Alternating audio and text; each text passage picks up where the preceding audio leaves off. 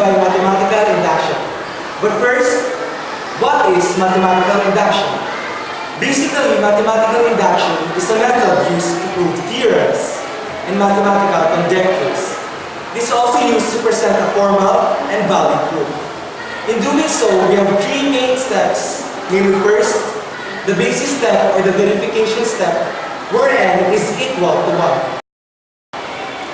The second step, we have the inductive step or inductive hypothesis, where n is equal to k. And if n is equal to a, k is true, then n is equal to k plus 1 is also true. The third and the last step, we have the conclusion, where we just have to state that our equation is true. So what are we waiting for? Let's begin.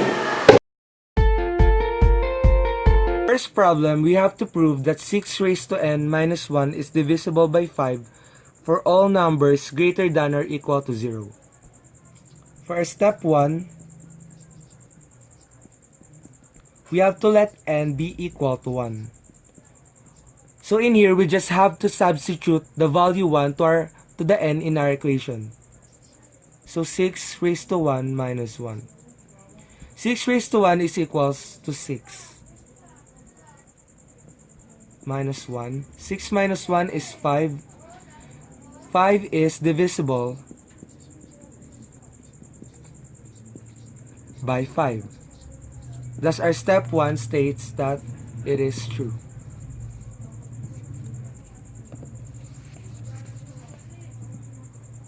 For step 2, we have to assume that our n is equal to k and k plus 1. Just like in step 1, we just have to substitute the k in the n in our equation. So it will become 6 raised to k minus 1.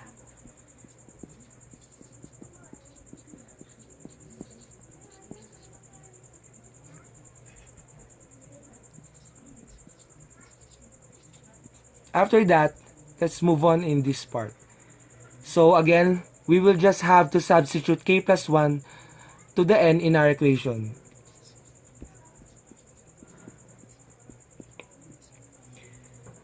Then, we will distribute our whole number to its exponents. It will become 6 raised to k times 6 distributed to 1 is 6 raised to 1, copy, minus 1.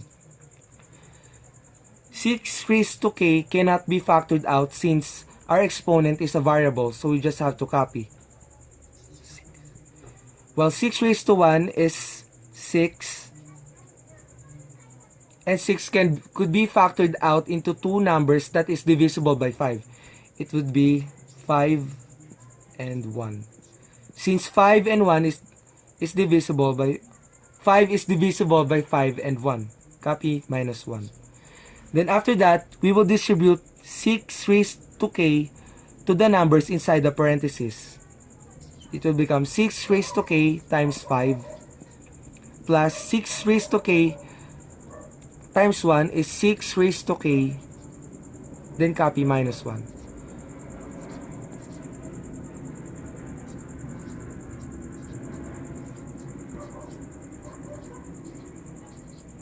So in our step 2, 6 raised to k times 5 plus 6 raised to k minus 1 is divisible by 5, making it true.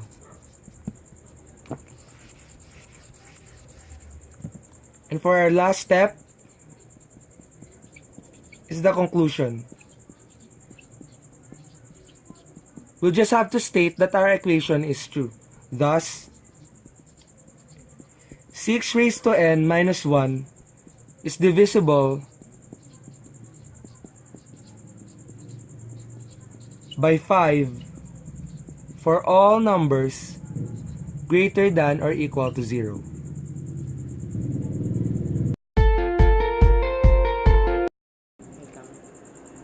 For the next problem, we have to prove that 3 raised to 2 times n minus 1 is divisible by 8 for all numbers greater than or equal to 0.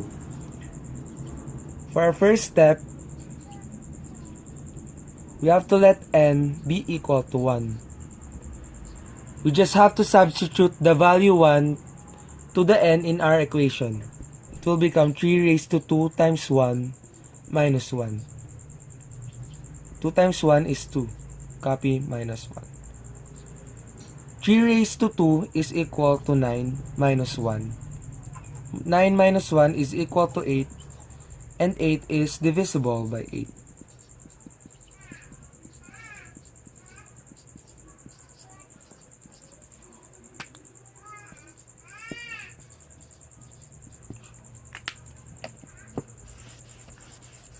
For our second step, we have to assume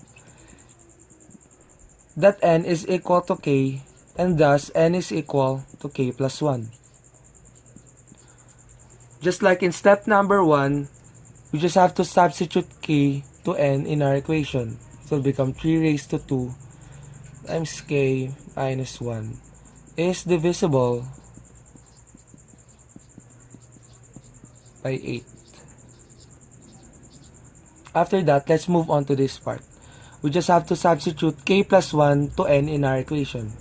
It will become 3 raised to 2 times k plus 1 minus 1. After that, we will distribute the exponent to k plus 1 inside the parenthesis. Then it will become 3 raised to 2k, because 2 times k is 2k, times 3 raised to 2. Because 2 times 1 is equal to 2, then copy negative 1. After that, 3 raised to 2 is equal to 9. Copy 3 raised to 2k. And 9 could be factored out by two numbers which is divisible by 8. It would be 8 plus 1. Copy minus 1. Then we will just have to distribute 3 raised to 2k to 8 plus 1 inside the parenthesis. It will become 3 raised to 2k times 8 will become 3 raised to 2k times 8. And 3 raised to 2k times 1 is 3 raised to 2k, copy minus 1.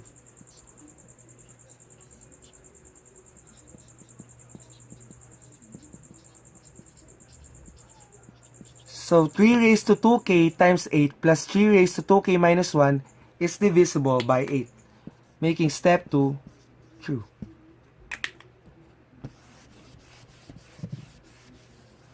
And for our last step, we have the conclusion. Thus,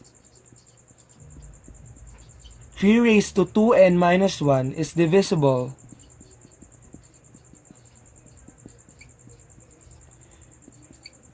by 8 for all numbers greater than and equal to 0. Thank you for subscribing.